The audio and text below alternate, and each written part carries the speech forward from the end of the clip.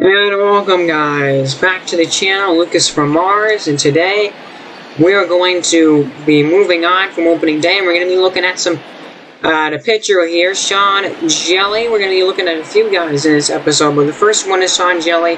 Pitched a little bit last year with a 3.75 ERA and a 1.46 WHIP. He was alright in 57 innings, but I'm really excited for this guy because I'm going to take a look at him, and he is super tall. The tall man here, 6'11", basically 7 foot.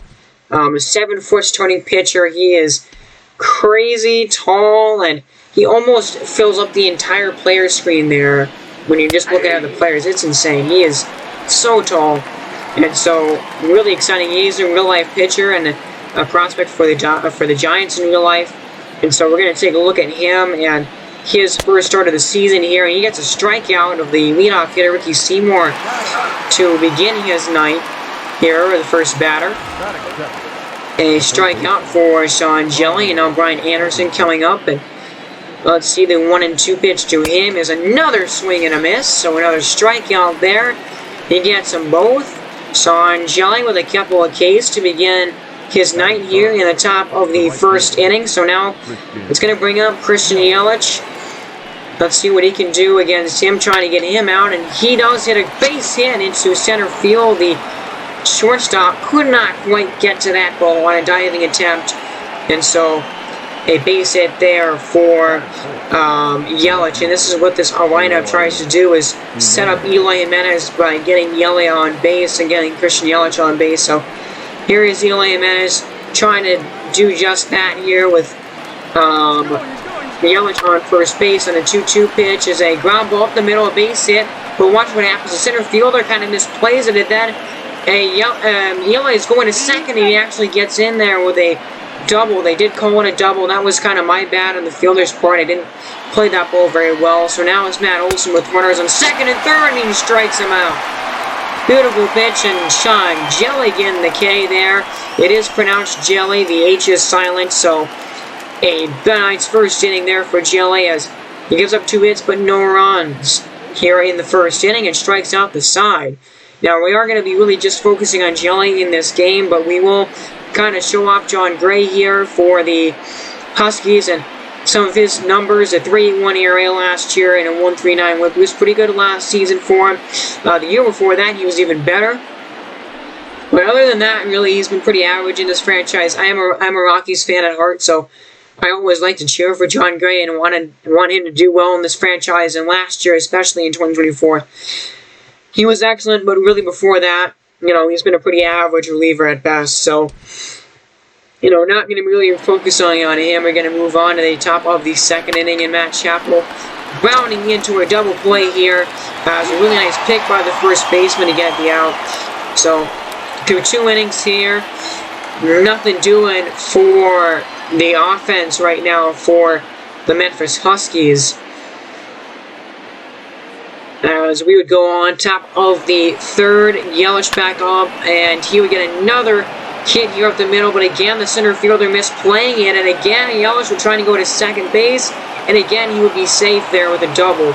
So a couple of miscues, misplays by the center fielder, as Eloy, though, no harm comes of it, because Eloy just grounds out to the second baseman for the final out here of the top of the third inning. So 5 hits given up right now by Hjelle, but no runs allowed right now, so he's doing all right. Now let's just give a little perspective on just how tall he is right now, as he's at the plate right now and trying to bunt a man over, and he would fail this bunt attempt. Look at how tall he is compared to the catcher and the umpire right there standing up. I mean, it's insane. He is so much taller than everybody else. And him running down the first baseline, you can even see how much taller he is than everybody else in the field.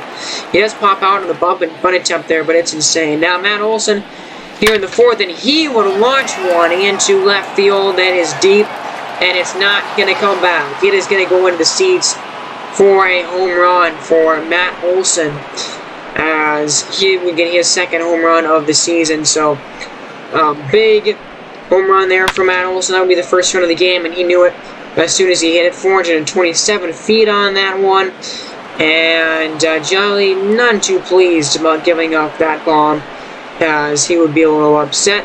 after that. So now, Jerry Kelnick coming up here in the top of the fourth, 1 out. 0-2 pitch to him is a swing and a miss. He does go, says the home plate umpire. And a strikeout there for Sean Hjelle. Big K. Now Mac Chappell. But look at this pitch. That is paint at the knees for a slider. That was a perfect pitch there by Hjelle for another strikeout. So, would give it the home run to Chappell, but, you know, wouldn't be all that bad for him as a 1-6 or 1-0 game. The offense for San Francisco not doing very much to help him. 3-2 pitch to John Gray here, and he gets another strikeout. So it is the pitcher, it is John Gray, but yeah, counts all the same as a strikeout, right? Hjelle's 7th of the ball game there on a high fastball that, I mean, John Gray just had no chance at catching up to. So 2 down here in the 5th, Yelich up, and he would fly out into right field, or left field, excuse me, to get the final out of the inning. But man, so Hjelle pitching really well. That would actually be the final inning for him, just because he was giving up a lot of hard contact. 7 hits given up through 5 innings is a lot, but his offense isn't helping him out. So bottom of the 5th here, and we would actually showcase some offense for the Razorbacks. They did score in a quick manage, and now we're pitching here. Jacob Amaya up, trying to give him the lead, and he would get a base hit into left field. That would try and score a run, and the throw would be offline, so the run would score. Jacob Amaya giving San Francisco the lead here in the 5th inning with an RBI base hit. So that does mean that if the Razorbacks hold on in this one, Hjelle would actually get the win for this ball game. Now, Amaya would try and steal third base here, and he would be gunned down by Matt Chappell, who would say, no, you're not stealing on me tonight. But San Francisco, 2 runs and a few hits in that 5th inning. That was huge, because now Hjelle would be on line for the win if his team can hold on here. So, Chance Adams coming in the game, a 30-year-old reliever. He doesn't really have much to MLB experience to really showcase there in reliever. Xavier Edwards coming up now here in the 6th with 2 away. He would get a drive into right field. Watch the animation here by the outfielder to get to the baseball. And look at how he just like almost teleports right to the baseball there on the outfield. I'm going to take a look at the replay here and watch what happens. So he's trying to take this step right to get to the ball, and it's a slide all the way to where the ball is. And a very interesting animation there, and a very weird and pretty broken animation there by the game as a step turns into a massive slide to get right to the baseball. I just thought that that was funny and looked funny. But Jared Kelnick now swinging and missing at a ball in the dirt. Nastiness from Chance Adams there, as he would get a massive strikeout to and the 6th, or not and the 6th, but middle of the 6th. So, in a quick manage here, Brendan Davis hitting a bomb, giving some extra cushioning to the lead for San Francisco. They will be up 3-1. Really quick, Hank Bracken, a good reliever, 25 years old for Memphis. Got some good stats. Now, this team is rebuilding, so not a whole lot to look forward to, but Felipe Dorta, I mean, he's excellent. A 2.6 ERA and a 1.33 whip. He's one of the few things that this team really has going for it right now. 23 years old, only 85 overall. He is a very good reliever. And on this 0-2 pitch to Matt Olson, he gets him a strikeout. No chance can hit that one with an WAR. As the announcers in this game sometimes say, as a big strikeout there for Felipe Dorta on 3 pitches. So now Xavier Edwards coming up. He did get the double last time. Let's see what he can do here. As Felipe Dorta, the first pitch to him is going to be a ground ball, but right to the second baseman, who will take care of it for the out. And there is 2 down in the 9th inning. So Dorta trying to just get through this inning quick here. Jared Kelnick is the last shot for Memphis. And so let's see what happens here. First pitch of the at-bat to Kelnick is another ground ball right to second base. That is in time, and they're going to get the out. So how about that? A 5-pitch save for Felipe Dorta, and yes, Sean Hjelle getting the win here in his first start of the year. The Toll Man, 1-0 record on the season and a 2-2 record now for the Razorbacks, who would split the opening 4-game set with Memphis. And a nice job and a nice outing by Sean Hjelle. 5 innings, 7 hits, only 1 run allowed, and the victory for him in this one. So before we go to some more ball games here, as this one wrapping up, Felipe Dorta, some shots there as before we get into the next game here, let's take a look at some box scores from around the league. Just a couple that happened when we simulated here. The first one, Mexico City versus Houston. I mean, look at this game. Just a crazy one between these two teams.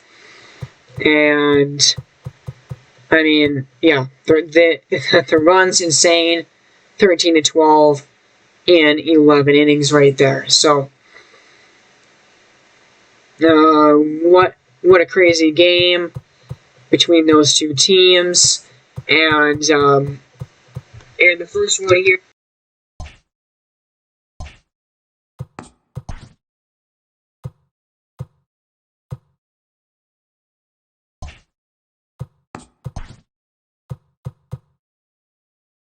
Every time that these two teams play each other, it seems we get an amazing game like this.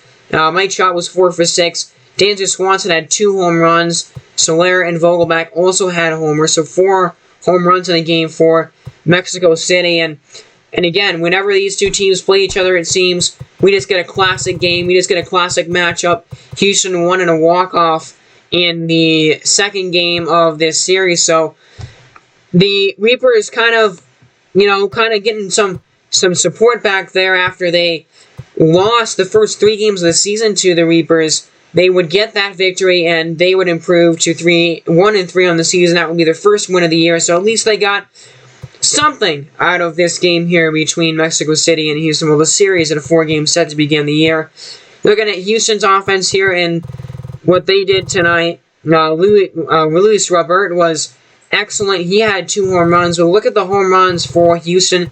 1, 2, 3, 4, 5, and 6 dingers for the Reapers in that game. That would be 10 home runs total between the two teams in this game. I mean, ridiculous, right? Unbelievable stuff. What a ball game there between those two teams. And again, taking a look at those offensive statistics, I mean, ridiculous. 10 home runs combined in this game, in this ball game. So the pitching, of course, didn't really do much in this game. You would figure with as many runs as was scored in this game. Pitchers didn't really do very well in this game at all. Voth actually pitched 3 scoreless innings. Austin Voth pitched 3 scoreless innings, but besides that, not really much positive to show for here in the box score with the pitching. Now, one more game that we really want to highlight and that I really want to show the box score of here. And it's a team that we have not showcased yet on the channel. We will be showcasing them in the next episode, actually. So we will be showing that team off here. But let's look at this box score between the Kings and the Blue Sox. Look at this. Chicago was up 7-0 in this game. And New Orleans got 10 runs in the last 2 innings of the game. J.D. Davis hit 2 home runs in the game and got 6 RBIs. So he got a grand slam at some point in this game, I would assume. What a ridiculous game, though. New Orleans coming all the way back in that one. 4 runs in the 8th, 6 in the 9th to win the game, 10-7. And that was interesting because the Blue Sox bullpen, in terms of ratings, is one of the best in baseball. So that was really surprising to see that they blew that big of a lead in that game. So we're going to move on here. And speaking of Chicago, we're actually going to highlight them here today. But mainly, we're going to be focusing on the MLB debut for Lonny Winters, the starter for Montreal. And there he is, signing some autographs before his Major League debut here tonight. So we're going to take a look at Lonny Winters and see what he does in his Major League debut tonight. And he's a pretty stocky dude, 5'10", 200 pounds, 25 years old. Again, a pretty stocky pitcher. So we'll see what Lonny Winters does. And we're going to show off some of these, the hitters for the Blue Sox as well in this game. We haven't really introduced them yet in this franchise. So Christian Pache, excuse me. But first, let's take a look at Lonny Winters' stats. He's got good K-9 at 78. And Christian Pache, really good last year. You know, a 310 average, almost a 400 on base percentage, and a 905 OPS. Really good season from Christian Pache. Before that, you could see pretty disappointing, but last year, hopefully the start of something really good for him in this franchise, because he is still young, only 26 years old. So, first pitch of the game, first pitch of the career, and Lonny Winters for his MLB career, and it's fouled off for the first strike. Man, Chicago, really good baseball team. I think that they are one of the best teams in the game right now, and honestly, they might be the best team in the National League right now. They made it to the NLCS last year, so they're a really good squad. And look at that swing by Christian Pache. And Lonny Winters, his first Major League strikeout is against Christian Pache, the leadoff hitter for Chicago. And look at that, his first batter of his career, and he gets a strikeout. Nice job, nice pitch, no chance. Christian Pache could not catch up to that baseball. So, a good start to the game for Lonny Winters, and now Leonard Berry is coming up. One of the best catchers in the game right now, no doubt about it. 99 contact against lefties. Leonard Berry, only 28 years old, 94 overall. He is insane. Look at his numbers last year. He batted almost 300, over 300 for a catcher. That is ridiculous. And he swings and misses, though. And another beautiful pitch by Lonny Winters, who is just carving up the lineup right now. A couple of strikeouts to begin his Major League career against, in my opinion, one of the best lineups in baseball, and maybe the best lineup in the entire National League, and he is just carving right through him. Now, Juan Soto is this team's heart and soul, and look at his career numbers. Insane. He's probably going to get to 300 career home runs this season, and his home run numbers just keep increasing every single year. 46 dingers last year for him. I mean, Juan Soto, probably, you can make a case for him being the best player in baseball right now. It is incredible, 99 overall. He is unreal in this franchise and in real life, of course. And he has ground out here to second base. So Lonny Winters, a good, clean top of the first inning for him in his Major League debut. So again, just like Sean Hjelle, we're really going to be only focusing on Lonny Winters in this episode, but we'll introduce you to Logan Webb as well. Really good season last year for him with a 3.5 ERA and a 1.28 WHIP. I think he's a really good piece that this team added to this rotation, which is already good before, but they did lose a couple of players from last year's team, but it's still a really good rotation. Now, Carlos Correa coming up here. Correa's got some great offensive numbers as well. He has excellent stats, and 40 home runs last year for him. And you know, we all know about the scandal that he was involved with the Houston Astros, but I mean, he's probably a Hall of Famer. If you just look at his total career numbers, he is probably going to be a Hall of Famer because he has some insane career stats. He's probably going to reach 1,000 career RBIs this year. And he's only 31 years old. Good at fielding and good at hitting as well. He's just, a pretty good player. Pretty good, really good player, as he does fly out there right on the line, by the way, down in foul territory for the first out of the top of the second inning. One away. Lonny Winters looking good so far. And now J.J. Bleday coming up. He is still pretty young, only 20 years old, 92 overall. Last year was excellent for him. 90 RBIs, 24 home runs. He is looking like he's going to be a great piece in this franchise for sure. And he does get the first hit of the game against Lonny Winters. It's a base hit up the middle. First base hit that Lonny Winters has given up in his Major League career. And he is kind of firing up, wanting to get his bench and his other teammates involved. Now, Tristan Casas is coming up. Another really good young player for this team. This team has built through the draft, and I mean, they had Juan Soto before they drafted him, but Tristan Casas, a really good young prospect at 26 years old. He had a really good season last year. The average wasn't quite there, but all the other numbers are excellent. But they've had a couple of draft picks that have really panned out, and of course they signed Carlos Correa as well. They are just a team that, was really not very good in the beginning of this franchise, and they've just been slowly building up to be a really good powerhouse team. Now, Glenn Mercer here, last year was really bad for him. 226 average. He didn't even hit 20 home runs. Last year was really bad. The year before that, though, was pretty good for him. So, we'll see what happens with Glenn Mercer. He's only 26, but he does swing and miss there on a nice curveball from Lonny Winters for the third and final out. Again, not really sure what to do about him because, he's struggling right now in the beginning of the season, although it's only the first 4 games, but he has not started out the season very well. So, middle of the second, and going to the top of the 3rd inning here, the last guy to introduce for Chicago really is Dominic Smith. Now, they had Richie Helm on this team last year. He plays for St. Louis now. And Dominic Smith is their replacement for him. He's not a good average guy, but he's good for, 30 home runs a season. He's not a bad first baseman option and not a bad replacement for Richie Helm, but Richie Helm is obviously better. And he would get a ground out here to the 3rd baseman playing shortstop because of the shift there that they put on and employed. And so back to the top of the order and Christian Pache here in the 3rd inning. And that is the first baseman there, Josh Bell, who actually doesn't handle the baseball too well on the first bounce, but he does pick it back up and touch the bag for the 3rd and final out. So, through 3 innings, all things pretty good for Lonny Winters so far in the ball game. So now we go top of the 4th, full count to Leonard Berry, and it's just below the knees for ball 4. That was a really close pitch, and Lonny Winters not too happy about that call, as now it brings up Juan Soto. Always dangerous, can always leave the yard at any point. On an 0-2 pitch, though, he swings and misses at a ball way in the dirt. Not very often you're going to get to see a guy of his caliber swing and miss at a pitch that is that down and out of the strike zone. I mean, that was a bad pitch to swing at for Juan Soto.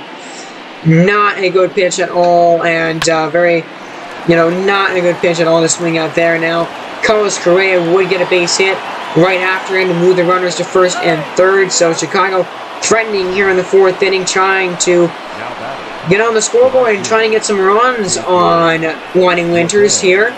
So with 2 outs, though, 2-2 pitch to Tristan Casas is swung on and missed for a massive punch out for Lonny Winters as he gets through the 4th inning. A little bit of trouble, but he works around it.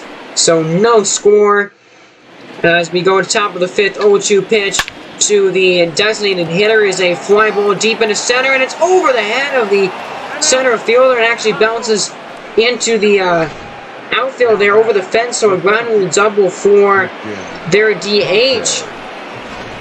As now a runner on 2nd base for Christian Pache. Let's see if they can drive him home. The first pitch is a ground ball at the middle, and it's through a base hit. And there goes the runner. He's going to score. He's safe. As that is an RBI base hit by Carlos Correa. I mean, no, not Carlos Correa. That is an RBI base hit by their leadoff hitter, Christian Pache. And Chicago would strike first in this game 1-0. Leonard Berry would take care of the 5th here for the final out. And that would be the end of the top of the 5th inning. So 1-0 Chicago. Montreal's offense, just like the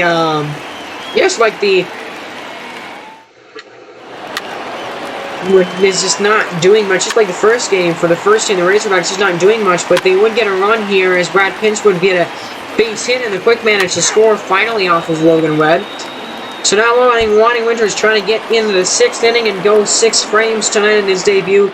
Juan Soto, he's got to face him, the heart of the order, and he would drive one into deep right field. It's off of the very top of the wall. So a double for Soto, and in any other ballpark, that's probably a home run because, it's not a home run because of that, the advertisements and that massive wall right there in that area, but in any other ballpark, probably a dinger. So now Carlos Correa here on a 1-0 pitch with Soto on 2nd base, and he would get a base hit here into right field, and they would try and throw it in, but Soto's trying to go home, and they do not throw it home, as decide to not test it there, and that is a base hit. That's an RBI for Carlos Correa. Chicago would take the lead here in the 7-2 to 1. Lonny Winters would come back a little bit by getting a double play there on the next batter. But Chicago taking the lead here in the top of the 6th inning, and now batting is Tristan Casas here, 0 for 2 in the game, and he had a big strikeout in his last at bat. He would get a line drive, but it's right to the right fielder that would make the catch for the end of the inning. So, not a very good inning there, a double and a base hit As through 6 innings, we'll see what Lonny Winters what happens with him, and if he, they might try and get him for a 7th frame, but we'll have to see. We are in the 7th, and they do actually try him out there for the 7th inning. A ground ball here. Nolan Gorman at third base. Look at the throw, and oh man, he got him. That was an amazing play by Nolan Gorman, their third baseman. What a throw. We're going to take a look at the replay here for this throw. This was incredible. As you can see, Nolan Gorman there stretching out as far as he can to get the ball. And then, jump throw a la Tulowitzki, and a beautiful strike all the way to first base. Cut on the fly by Josh Bell. An excellent play there by Nolan Gorman. Now, Dominic Smith would fly out there into left field for the second out of the 7th inning here, and 1 out away from getting 7 pretty solid innings under his belt for Lonny Winters here. Let's see what happens. Sam Hilliard is their DH. He got the double last time. 0-2 pitch to him is another fly ball into left field. That is going to be run down and caught out there by the left fielder Alex Bregman for the 3rd and final out. So a good outing for Lonny Winters. All told, 7 innings, 6 hits, only 2 runs. I believe 4 or 5 strikeouts with 1 walk. He was really good in the game. His offense is not backing him up right now. And unless they can get some runs off of Caleb Ferguson, he will not get a decision, or maybe even will get the loss if his offense can't come through with any runs. Now, Caleb Ferguson is a really good reliever and a really good bullpen for this White Sox team, and I say that despite them blowing that ridiculous lead that they had earlier on in the episode. I mean, that's such a highly rated bullpen. There's nobody that's under an 80 overall in that bullpen. So a little bit of trouble here to start the inning for Ferguson as he gives up a walk. And now Marcus Brito is coming up 2-1 pitch. Misses low, so some control issues right now for Wendelken for Ferguson as he has a 3-1 count now. He does get a foul ball here from Marcus Brito for the 2nd strike. The full count pitch now is a fly ball. That is in the right field, but that is right to the right fielder again to get it out. So 1 down here in the 7th inning now. And now Jeremy De La Rosa coming up. He's had a good start to the season, and he pops it up on the infield, though. That was a pretty rough swing and a pretty rough at-bat there for Chicago. You just got to figure, man, they are kicking themselves for missing that big RBI opportunity right there. So, a big fly out and a big out, and then a strikeout there. So, Caleb Ferguson, some control issues to start the night, and he would end up settling down and getting through the 7th inning. And still Chicago holding the 2-1 advantage. Now we would go to the 8th, and Josh Taylor would be coming on here. Again, another really good reliever, 92 overall with the ratings. His ratings are really good. He had a good season last year. He's a good relief pitcher. 2-2 pitch. Another pop-up. Another fly ball right to the 2nd baseman there. Another infield fly, so 2 down here in the 8th, and now Andrew Benintendi coming up, trying to do something here in the bottom of the 8th inning to get Macho to tie the game. 2-2 pitch to him is a swing and a miss. As a big strikeout, Josh Taylor getting out of the inning, and Andrew Benintendi upset, throwing his bat. Huge out there. So now we go to the 9th. The game will be tied. It will be still 2-1, and Willie Castle coming on. And Willie Castle, one of the best young relief pitchers in the game right now. You can see what his season was like last year. He had 46 saves and 8 blown saves. He was excellent last season with a 3.18 ERA and a 99 K per 9 and a home run per 9. His stats are incredible. And him and Andres Gonzalez, those are the two really, really good and exciting young relievers in this franchise for sure. Those two guys are both excellent, and he does get a strikeout here of Josh Bell for the first K and the first out of the 9th inning, and that's what he does with the Castle. 99 K per 9, he strikes out a lot of batters. So now Castanheira coming on up, and the first pitch to him is a ground ball right to first base, right on the line. He gets it, and he touches first base, excuse me, to get the out. Now, It all comes down to Adley Rutschman, who's 0 for 2 in the game. Trying to do something here. He's their last chance. The 1-1 pitch to him is right on the corner, right on the black for strike 2. That was an excellent slider there by Willie Castle. So now 1-2 pitch here. Let's see what happens on the 1-2 count. As a swing and a miss, he struck him out, and the ball game is over. Chicago wins here, 2-1 final in this one. They would go to 2-2 on the season, and an excellent start. Lonny Winters does actually get the loss handed to him in this game, and a game that he pitched really well in. He was really good, but got saddled with the loss because the offense could not come through and didn't do much in this one tonight. So Logan Webb would get the victory in this game. We get the win. And a huge win there for Chicago. Willie Castle a save. So that'll be the end of that game. We would have one more game left in this episode. One more pitcher to look at. And his name is Derek Ragsdale. 23 years old, 86 overall. Really good last year. One of the best young relief, one of the best starting pitchers in the game right now. He is excellent. So he gets his first start of the year here for the Crusaders against New Jersey and the Hawks. And so the first pitch of the game for Ragsdale is just inside for ball 1. Now, Atlanta, this is the third game of the season for them, as 2-0 on the year. They did win the next game after walking off the Hawks on opening day. And now a 1-1 count and a swing and a fly out to shallow left field for an out to get one down here in the top of the first inning. Now 1-2 count. Gavin Lux takes a look at strike 3, called on the outside corner. Man, he doesn't like it, but you cannot put a pitch in a better location than that. What a pitch there, and look at that. Right on the black for strike 3. Now, Cody Bellinger up here. He was looking at a curveball there. And Bellinger 1 for 4 last night after his 3-run home run on opening day. And so an 0-2 pitch to him is a ground ball to the third baseman playing shortstop, throwing over to first to get the out. So a good first inning here for Derek Ragsdale tonight. Nothing given up, and no score after the top of the first. So now we go to the second inning. 1-1 pitch.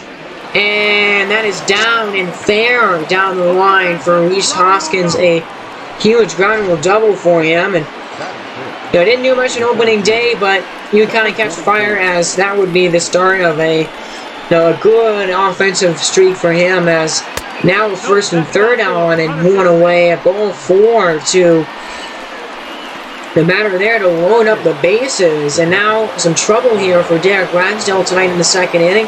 Oriel Foul coming in, trying to do some damage. 2-2 pitch, and it's a base hit into left field. That would score 1 runner, and they would hold everybody else. So now 1-0 game for New Jersey. The Hawks getting on the scoreboard here on the top of the second inning. The next batter flies it out to center field. That's going to probably score a runner from third base on a sacrifice. And yeah, it does no chance to throw way offline. So now 2-0 New Jersey. Just trying to get out of the inning for Derek Ragsdale now at this point. A rough frame for him. Henry Cabrera, the leadoff hitter, will be coming in the game here to try and maybe do something else, add some more runs. On an 0-2 pitch, he hits a base hit up the middle. That would end up scoring another run, coming around. And no throw. Actually, they do throw it to home, but not a chance. And now a 3-0 game for New Jersey, as the Hawks' offense coming alive here in the second inning. And a ground ball that would be picked up and thrown over to first to end the inning. So Derek Ragsdale, not a good second inning for him. 3 runs, 4 hits allowed. And it's now 3-0 New Jersey after the top of the second inning tonight. So here we go, top of the third, 0-2 pitch to Esquino was swung on and missed. And it was a big bounce back inning for Derek Ragsdale. He kind of needed it there on that pitch, and he gets the big strikeout. So 1-2-3, top of the third in this one. So now, this stop of the fourth, Hector Venezuela, Hector Venezuela, the rookie, the 0-1 pitch to him is swung on and driven way out there to left field, and it's gone off of the foul pole for a home run. So Hector Venezuela, his second home run of his career. We actually didn't record his first home run of his career, which is very unfortunate, very frustrating, but we get that home run right there. I mean, that was an absolute bomb into left field, and again, he knew it as soon as he hit it. Let's listen to the ding. Oh, hitting off of the foul pole there, a little ding off the foul pole. So a huge home run there for Venezuela. It'll be 4-0 New Jersey. The Hawks out in front. A big strikeout here, though, after the home run against O'Farrell. And a beautiful pitch at the knees for a strikeout. So, top of the fifth, Gavin Lutz swing and a miss, and a pitch on the inside part of the plate for another strikeout. Derek Bagshall's fourth. And taking a look at that pitch there, a key swing and a miss for the strikeout. Gavin Lutz's second strikeout of the game. So just trying to finish off the fifth inning, and he would there with another strikeout. Cody Bellinger getting him a swing and check his swing and miss. So a couple of strikeouts, Derek Bagshall. That would be the end of the game for him. He would only last 5 innings, 4 runs, 5 hits. Not a very good game for him. Now, Andres Pedra coming in the game for New Jersey here at the very end of this one. He's a rookie, 23 years old. Got some pretty good stats. I actually really like him. And then let's see what he does. 0-2 pitcher to Domingo Santana in the ninth is swung on and missed, a strikeout, and there it is, the first for Andres Pedra in his Major League career. First Major League strikeout for the youngster. Congratulations, and keep that baseball, put it in a trophy case. So, now Shane Langolier is coming up here. And a 1-2 pitch to him is also swung on and missed. So back-to-back punch-outs for Pedra to start the ninth inning. And have yourself a good ninth here and a good debut for Pedra with a couple of strikeouts. Now, just trying to finish off the inning here to Miguel Gerardo with the first pitch to him here. And the fly ball into center field is tracked down, and the catch will be made. So New Jersey would win the game 5-1. They would get their first win of the season here to go to 2-1 Atlanta, and their first loss of the year. So we can go into this franchise. I hope you guys enjoyed watching this one. We're going to speed up the pace now.